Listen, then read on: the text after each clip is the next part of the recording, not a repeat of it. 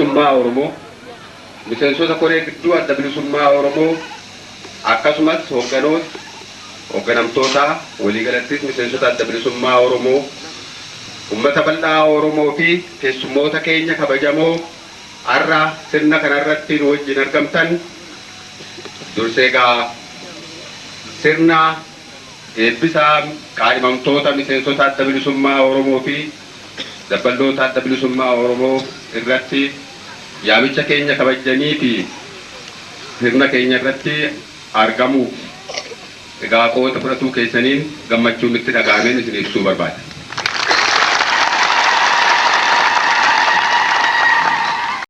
Daawwattoota wiirtuu miidiyaa akkam jirtu seenaa qabsaa uummata Oromoo Jaal Nadhii Gammadaa gabaabaatti kan qindeeffannee qabannee isiniif dhiyaanneerraa nu waliin tura. Argattootee waliin tarkaanfachuudhaaf haala poolitikaa haaraa uumamee waliin yeroo ammaa tarkaanfataa jira. Itti fufnee waliin deemus qophiidha jechuudha. Nadhii Gammadaa qabsaa uummata Oromoo kan ta'e bakki dhaloota isaa godina Arsii aanaa Zuwaayii Dugdaa iddoo Dannabaa jedhamutti akka lakkoofsa Itoophiyaatti bara 1947 dhalate. Abbaan Nadhii ijoollee 12 kan godhatan yoo ta'u Nadhiin shanaffaa irratti dhalate. Ijoollummaatti osoo barnoota hin seeniin dura barnoota amantii Islaamaa yookaan Quraana qaraa ture. Obbo Amaan Usmaan obboleessi isaa Nadhiin barnoota isaan qaxalee ta'uusaa himu. Akka isaan jedhanitti Nadhiin Gammadaa akka lakkoofsa Itoophiyaatti bara 1958 mana barnootaa sadarkaa tokkoffaa Araaxaa Mishiin jedhamutti barnoota isaa eegale. Barnoota isaa sadarkaa jalqabaa xumuruun sadarkaa lammaffaa mana barumsaa Asallaa seenee akka lakkoofsa Itoophiyaatti bara 1969 kutaa 12ffaa qabxii gaariidhaan xumuree bara 1970tti gosa barnootaa faarmaasiidhaan Yuunivarsiitii Finfinnee seenee.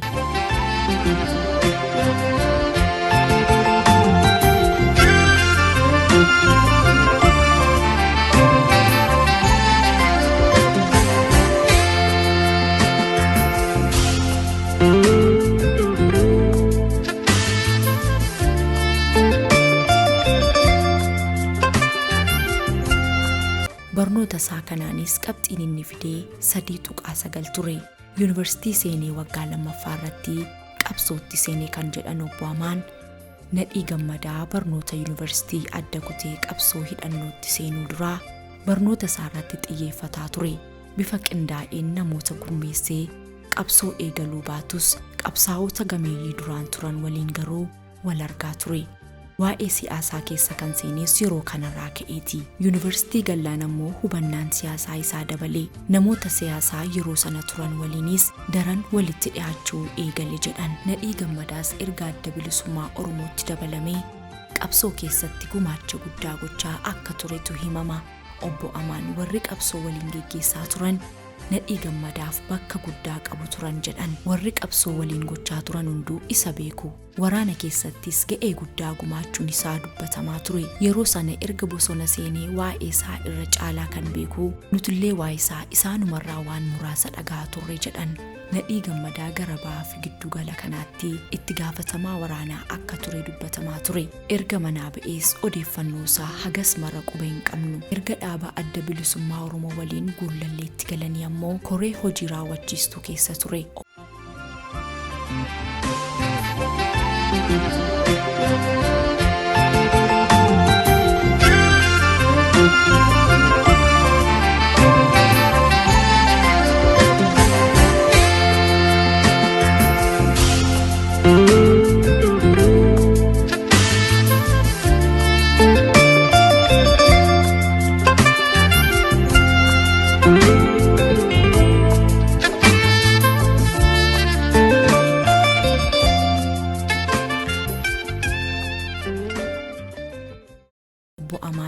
Nadhiin erga guullalleetti galee kaasee wal argineen beeknu jedhan. Nadhii Gammadaa wayita addi bilisummaa Oromoo dhaabbata yeroo sana qabsoo wal fakkaataa geggeessaa ture.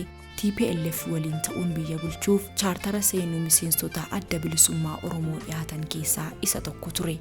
Erga dhaabbatichis chaartara keessaa ba'ee hooggantoonni fi waraanni faffaca'anii booda Nadhii Gammadaa waraana isaa qabatee Arsii keessa socho'aa ture. Gara Baalee sanaan karaa Arbaa Guugguu kanaan waraana qabatee socho'uu eegale. Haala kanaan waggaa tokko socho'anii waggaa lammataa amajji 13 bara 1986 akka lakkoofsa Itoophiyaatti qabame jedhan obbo Amaan. Nadhii Gammadaa miseensa dabballeerraa eegaluun hanga hooggansaatti waraana adda bilisummaa Oromoo keessatti gumaacha guddaa akka qabu kan himan miseensonni gameeyyiin waraana adda bilisummaa Oromoo. Kana malees hojii dippiloomaasii fi guddina aadaa fi afaan Oromoo keessattis qooda olaanaa qabaachaa ture jedhu. Dandeettiin siyaasaa akkaataan inni itti dubbatee nama amansiisuu fi gamnoomni isaa namoota hedduudhaan faarfameera. Obbo Amaan taatee irratti Nadhiin Gammadaa qabame akkanaan ibsu. Meeshaa awwaalame wayitu jira jedhanii isa baasuuf ergama fudhatanii socho'aa turan. Waan akka barreeffamaa wayiti. Kanaaf waraana akka nama 9 qabatee dhufe.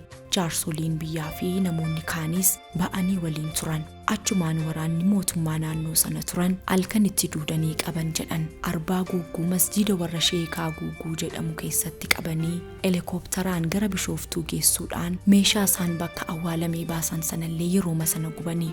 Ergasii maatiin achi buutee isaa quba hin qaban. Bishooftuurraa gara Maqalee geessanii lafa jalatti mana hidhaa dukkanaa keessatti hidhaniiru oduu jedhu dhagahuurraan kan hafe odeeffannoo qabatamaan hin jiru jedhu.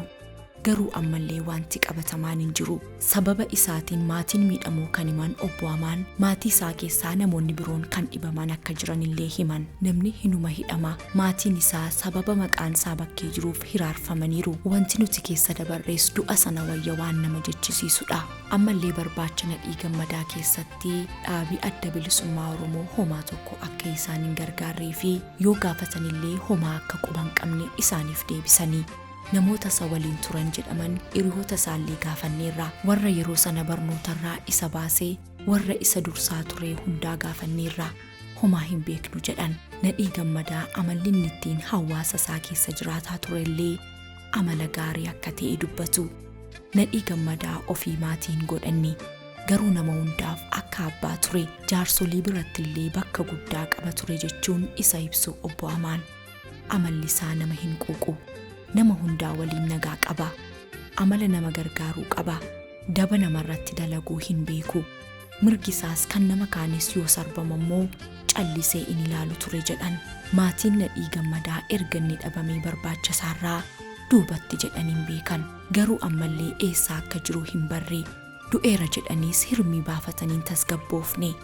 Obbo Amaan akka jedhanitti waggoota 13 darban barbaadaa turanis ammallee gara tokkotti citanii akka hin tasgabboofne himan. Maatii isaanii keessaa obboleessi isaanii namni Ibraahim Usmaan jedhamus yeroo sana qabamee akka dhabamee himan. Kanaan dura lafeen kan Nadhii Gammadaatti jedhamee qoratamaa ture kan isaa akka hin taane maatiin isaa BBC'tti himanii turanii. Nadhiin ajjeefamee godina Baalee aanaa Raayyituutti awwaalameera jechuun lafeen qotamee bahuun qorannoo DNA yookaan qaccee sanyiif Londanitti ergamee ture. Dhaabbati biyyoota gamtoomanii biyyoota addunyaa garaagaraa keessatti namoonni humnaan qabamanii hidhamuu, butamuu fi hiraarfamuun hammaachuu isaatti guddoo yaadda'uun kora bara 2010 ta'ame irratti ajandaa ijoo ta'e ture. Kun ammoo dhabamsiifamuu namoota hedduuf sababa ta'ee jira.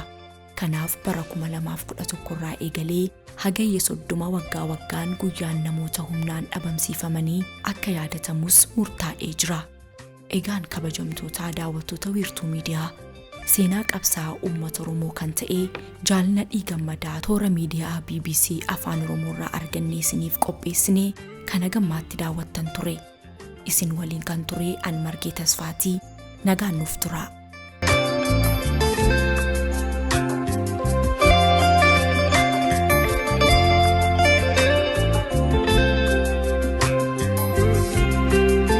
Amni akka kan uummata Oromoo adda bilisummaa Oromoo ajjiraatu.